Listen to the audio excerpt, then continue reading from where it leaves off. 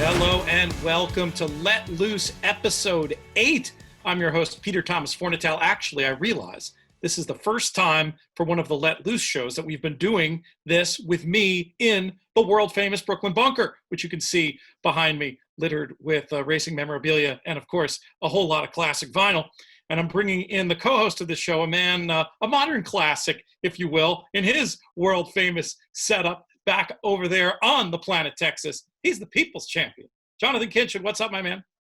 PTF, what's going on? It's football season, and I could care less about the Cowboys and the Texans, but my Longhorns are letting us down. So usually there's a big sense of pride that I'm here from Austin, but a little bit embarrassed today.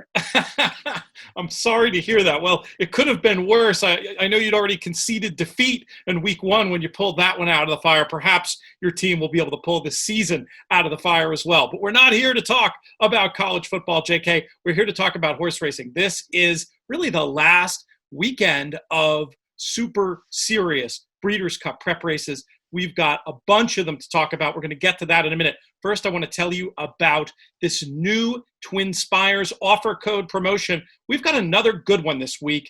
Twin Spires players can opt in for the Pick 4 Winsurance at Belmont Park, offered this weekend and Monday for holiday racing. You can head to the Twin Spires offers page for all the details. But basically what we have going here is on the late Pick 4, you will be refunded for 25% of your losing bets up to $50. That's a giant de facto rebate and great encouragement to get involved in a pool that I know a lot of the players listening to Let Loose and watching Let Loose are going to enjoy. So make sure to check that out. Opt in over at the Twin Spires offers page. Check it out through the app or over at twinspires.com. JK, we'll start this show the way we've started all these Let Loose shows. Generally speaking, which of the races this weekend are you most looking forward to? Yeah, I'm really looking forward to the 2-year-old races at Belmont. I think those are going to be the 2 grade ones, the Frazette and the Champagne. Obviously, the winners of these races will likely go on to be favored or at least single-digit choices in the Breeders' Cup Juvenile and Juvenile Fillies. So I think it's always exciting to see these races. That one-turn mile, I think, is kind of one of the tests that these horses have to come across as they mature into 3-year-olds. And so really looking forward to seeing Jackie's Warrior and, Reinvestment Risk kind of hook back up. So those are the races I'm looking forward to the most. That's a perfect segue, JK, into our first topic today. In Asmussen, we trust. We saw the impressive squadron of 2-year-olds that Steve Asmussen set out this summer, especially around Saratoga. When it comes to this year's Champagne, Jackie's Warrior has a little bit more of a body of work. Is it as simple as singling Jackie's Warrior in the Champagne? I don't think it's that simple. I mean, obviously, Jackie's Warrior is likely the most likely winner. Jackie's Warrior is a tactical type that can put himself into position where it doesn't really matter what happens with the others. They can go fast, they can go slow. And I think that Jackie's Warrior is the type of horse that can take advantage of any of those pace scenarios. But there is that extra furlong that comes into the picture. So that obviously is something that could eventually become a problem for Jackie's Warrior. I don't predict that it will just by Jackie's Warrior's running style, but I do think it's at least something to take into consideration. And then there's the opportunity, which we see in these 2-year-old races and even sometimes early in the 3-year-old year, is those distances start to get a little bit longer. And sometimes these horses start to show their true colors. And there's a possibility, no one would be shocked if we wake up Sunday morning or at least after this race on Saturday, that Reinvent Risk happened to appreciate the added distance. And what we thought he showed up, and Jackie's Warrior hit a wall around the 8th pole. It's completely possible. I don't think it's going to happen, but it's always a consideration. In terms of your horizontal play in this race, what percentage do you see running through Jackie's Warrior as opposed to going with your backup Reinvestment Risk? I'd say about 70% through Jackie's Warrior and 3% through Reinvestment Risk. I mean, I liked Reinvestment Risk last time. I thought potentially that the 7 furlongs was going to be a problem for Jackie's Warrior. Jackie's Warrior is going to be a short price in here. Reinvestment Risk is going to kind of get thrown out with the bathwater, I think, based on the last race and Jackie's Warrior winning so impressively. But I still think there's a world in which Reinvestment Risk could turn out to be a really good horse. And I'm still going to lean on Jackie's Warrior. That'll still be my pick, just because I'm a huge fan of speed, and speed kills in a lot of these situations. And I feel like Jackie's Warrior will be able to do that. But I would not be shocked if reinvestment risk got the job done. And I'll have reinvestment risk for a couple of pennies. Let's move on to the other grade 1 for 2-year-olds. You mentioned up top, JK, the Furzette. Do you think the Saratoga form is going to hold up here for Cantata and Vequist? Could you see an upset with the likes of Scylla or Bentley Combs? I did notice that Scylla's Dam, sitting at the bar, just had a winner last week at Keeneland. How are things going to play out in the grade 1 Furzette? Yeah, I mean, I think this is very similar to the Champagne, where the focus is going to be between two horses, Vequist and Cantata. And look, it's probably a little bit unfair because Cantata has really nothing to do with what happened with Calibrate last week. But it's just a reminder that those impressive maiden performances don't always necessarily translate into a quality stakes performance. Can Cantata do that? Sure. Will she do it?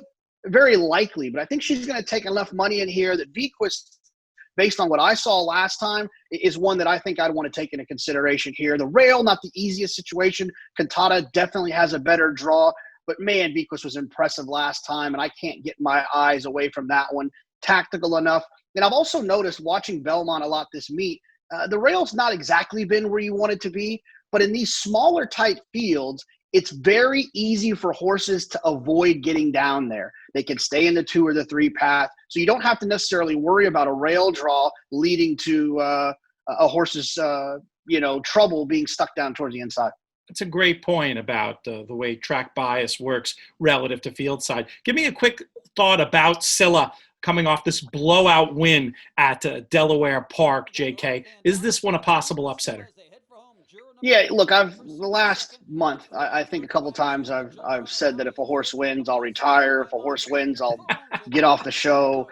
So I wanted to do something ridiculous like that, but I know that I'll put her right in the winner's circle. I don't see it. She's just not fast enough on paper. I get that she got that 7 furlong, that 7-length win down at Delaware, but these are real race horses that are running real time. She's going to have to improve on some scales 30 points to beat some of these, maybe even 40. I don't see that happening. Not an easy feat, that's for sure. Let's move on to our third topic, JK. We're going to be talking about the historic Flower Bowl. We've got grade 1 action here.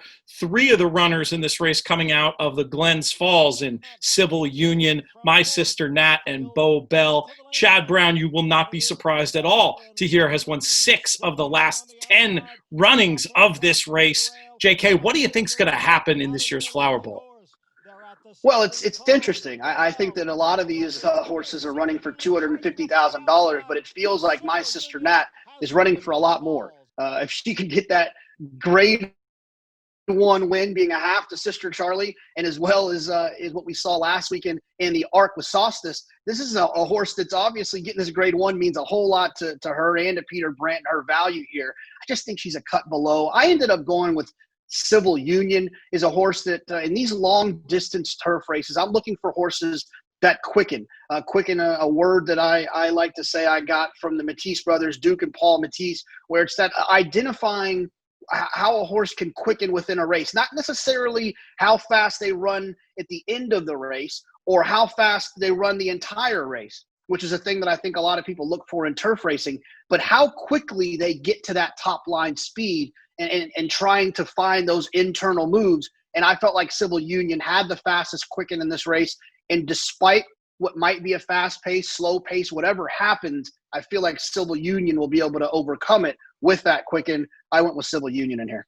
She's versatile and has certainly done nothing wrong. The Matisse brothers, you mentioned, professional bettors who are also a horse player, activists, and involved in owning and breeding. Always nice to give shout outs to them. What about La Signore in here, JK? This was my pick. This is one who had trouble going longer earlier in the career when failing to settle early in races. Looks like a different beast to me now. This is the one I went with, figuring she fits on form and figures should get a good trip if she can just handle the distance. I think she can. Yeah, I mean, the distance is the biggest question, obviously. She tried the 9.5, and that didn't really go well, but she ran third. She was 11-1 that day, 12-1. So there's obviously, it's not like she was meant to win, and the distance hitter in the face. I just feel like there's a lot of horses in here that can handle the distance, and I'd rather look to one who can and has proven to handle it rather than one that you're hoping or thinking might. I wouldn't be shocked if this horse won, but I think the fact that when you keep a horse around 8 furlongs or a mile and a 16th of that mile, I think that you're kind of showing your hand that that's what you think the best distance is, and it's a grade 1. And if you can get a grade 1 win for a filly, it's always, or a mare, it's always very important. So I think sometimes you'll see horses taking shots in situations like this. My gamble is that La Senora is taking a shot in here to see if the 1.25 miles is going to work, but I'm going to go with a couple of others that I think can handle the 1.25 miles. Really looking forward to this one. Let's move on to race number 4. You talk about the importance of grade 1 wins for fillies and mares. It can mean something on the male side too. And a horse we've spent a lot of time talking about on the podcast, still seeking his first grade 1. He'll probably never have a better chance to get it. I'm talking, of course, about Tacitus. I was able to see your picks before we went on air, JK. Seems like you may be getting a little bit sick of Tacitus's act, but I'm ready for him to step up and get the business done here. Give us your analysis of this year's Jockey Club Gold Cup.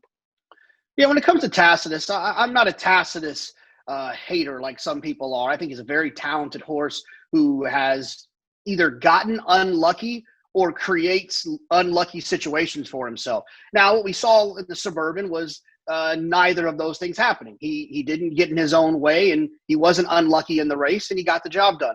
But I couldn't help but realize that Global Campaign did something to Tacitus that I think another horse in this race will do, which is go out on the front end and be a good horse, and Tacitus needs to run them down. And I just don't trust that Tacitus is going to be able to do that in this situation. And I feel like Happy Saver is the type of horse that is a progressive type that's going to continue to improve. I like the fact that Todd Pletcher trains this one. We've talked about it all summer, those 1 1/8 races at Saratoga. And talking about Todd's prowess is creating stallions. Long distance on the dirt is Todd's game. When he stretches one out, they can usually handle it. That's why he's got so many stallions. You make stallions in this country by making long-distance dirt horses, and that's what I think Happy Saver is. I like that they passed on the Preakness for an opportunity to run in this 1.25 miles grade 1, which makes me think that he can handle the distance. He's drawn towards the inside, should be aggressive, small field. I predict he'll be on the lead. Tacitus will be coming at him, but I think Happy Saver will hold on. Would it surprise you, JK, to learn, you talk about the Pletcher prowess in these long-distance turf races, that he doesn't have a Jockey Club Gold Cup on his resume? I have that in my notes here, and I find it almost unbelievable. Didn't he win last year? What was the horse last year? Vino Rosso? Of course, yeah. No, because he got taken down. Oh, that's right. You're right. He crossed the wire first. You're right. So he does right. have a cross the wire first in the Jockey Club Gold Cup. The notes are technically right, but you're Johnny on the spot with that analysis. So I assume that doesn't bother you one bit. Not at all. JK, when it comes to playing these races at Belmont on Saturday, is there a particular spot you're looking to get stuck in? Well, I'm looking forward to the early pick 5 that's going to wrap up with those 2 grade 1s in race 4 and race 5 with Jackie's Warrior as well as V-Quest. I think there's some things you can do there with maybe some aggressive double singling those two, or whichever ones you happen to like. I don't think you need to spread in those races. And then I'm also looking forward to the pick 6, a mandatory payout in the Empire 6. So I'll be looking forward to trying to pick up some equity by beating Tacitus with Happy Saver. I'll obviously have Tacitus in there as well, but I'll try to pick up some equity by leaning on Happy Saver.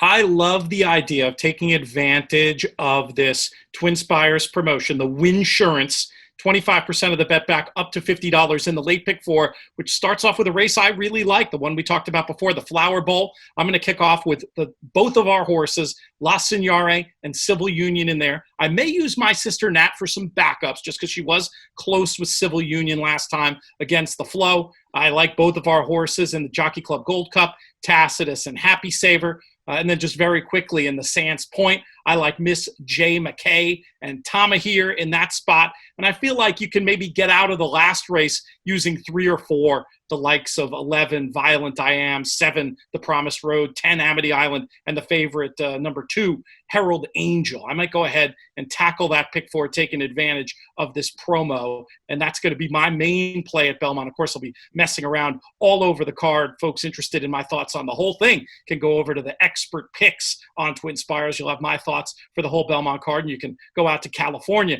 and get JK's thoughts on those races as well. Let's move out to Keeneland on Saturday, JK. There's some really good stuff going on in there. Our first topic is going to be a race I look forward to every year with the 3-year-olds going 1 1/8 on the turf in the QE2 Challenge Cup, a Grade 1. We've got rematches happening here from the Belmont Oaks and from the Dueling Ground Oaks. Which of those races, JK, do you think is more likely to be the key prep for this year's QE2? Oh, the Belmont Oaks for sure. I was very, very impressed with Magic Attitude. I thought she did it well. She did it closing into a slow pace. If you see anything that I do, you know that's one of my favorite angles. She had a little bit of trouble in that race, and she was so impressive. And what I love about a horse second time with a rider is that now Javier knows what he has underneath him.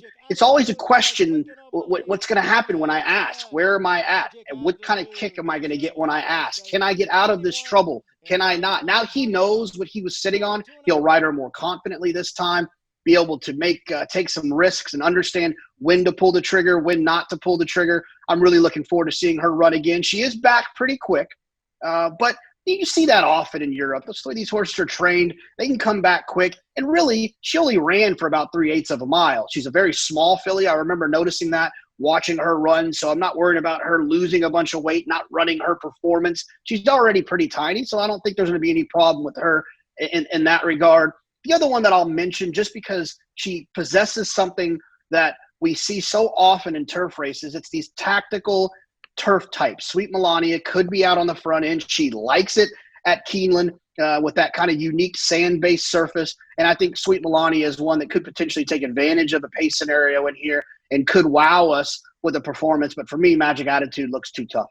I was hoping Antoinette would keep Sweet Melania honest, but who knows? Maybe after trying the front-running tactics last night, I'll be wrong and you'll be right, and Sweet Melania will be out there. If they go too fast and if the price is right, I'm pretty intrigued by number 7, Micheline, in this spot, JK. I just thought, looking at figures and internal fractions, that Dueling Ground Oaks, the $500,000 race back at Kentucky Downs, could prove to be the key form line. I definitely want some Micheline and Harvey's Little Goyle somewhere. Are you willing to completely stand against those runners?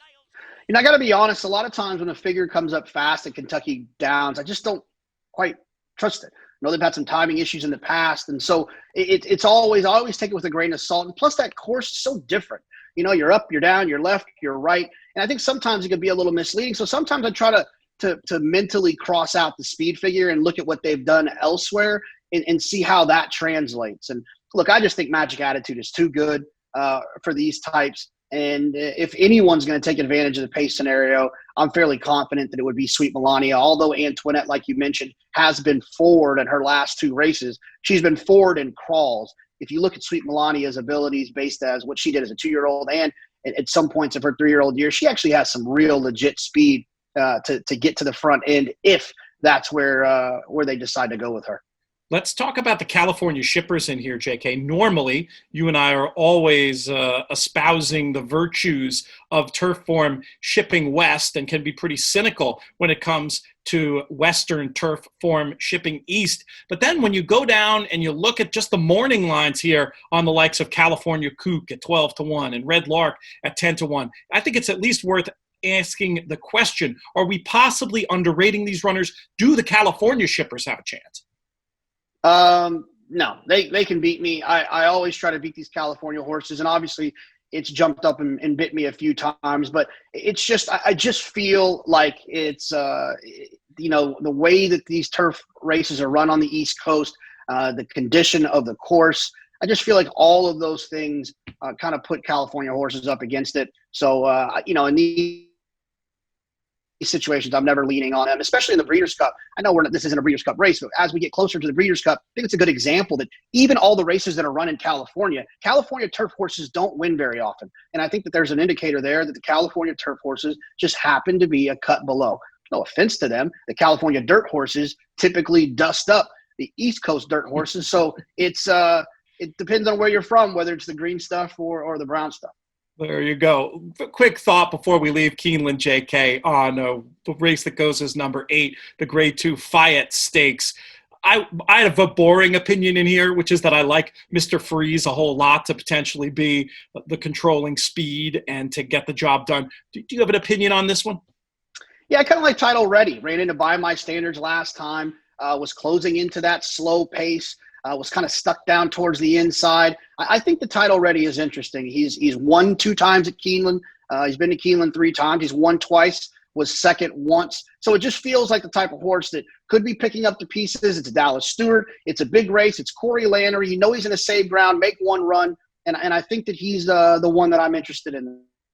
That's the other one who came up over on the Players podcast where we did the Keeneland late pick 4. So definitely respect for that one as well. We're going to get to our best bets in 1 second here, JK. But I just want to remind folks one more time to opt into this pick 4 Winsurance at Belmont Park offered this weekend and Monday. So it's actually Saturday, Sunday, and Monday. You can get 25% of your pick 4 back refunded to you up to $50. Fantastic opportunity. Head to the Twin Spires offers page for all the details and more. There's also some bet back action at Santa Anita this weekend. Check out JK's expert picks on the Twin Spires site or the Twin Spires app for Santa Anita and take advantage of all the offers over there at the Twin Spires offers page. Now it's time for the rubber to meet the road, my friend. Give me your best bet on the weekend. It can be at Keeneland, but if you have something else you want to bust out there, we can go that direction as well. Yeah, I mean, I think that of all the picks we've talked about, the most value, I think, kind of lands on Title Ready. But one bet that I'm really excited about making is the pick 5 early at Belmont, singling Jackie's Warrior as that kind of pressed A, singling VQuest as kind of that pressed A, and then having some savers on reinvestment risk and Cantata. I think that if you could find one more single earlier in that sequence or one more spot where you can get skinny early in that sequence, you have an opportunity to really kind of double punch that pick 5, maybe hit it for $3, $4, $5, $10, $50, depending on what your bankroll is. So that's a sequence that I'm looking forward to getting involved with. I'm going to be stubborn and stick to my guns. I'm going to see if I can be right. You make a compelling case for why to maybe take that Kentucky Downs form with a grain of salt, but I'm going to try to get through this QE2 Cup in late picks at Keeneland on Saturday using Harvey's Little Goyle and Micheline. I probably will, in all fairness, have a backup with Magic Attitude, who I also was very impressed by last time. But that's my main thought there, and I agree with the adding Title Ready to the mix in race number 8, along with Mr. Freeze. There are doubles connecting those 2 races, so maybe that's a pool I'm going to focus on with those 2 stakes at Keeneland on Saturday. And that's about all the time we have, JK. I want to thank you for your time today. I want to thank our friends over at Twin Spires and Betting on Content. We will be back in short order previewing the Breeders' Cup and talking all about everything going on in the world of races, bringing you exciting promotional offers as well. Until the next time, may you win all your photos.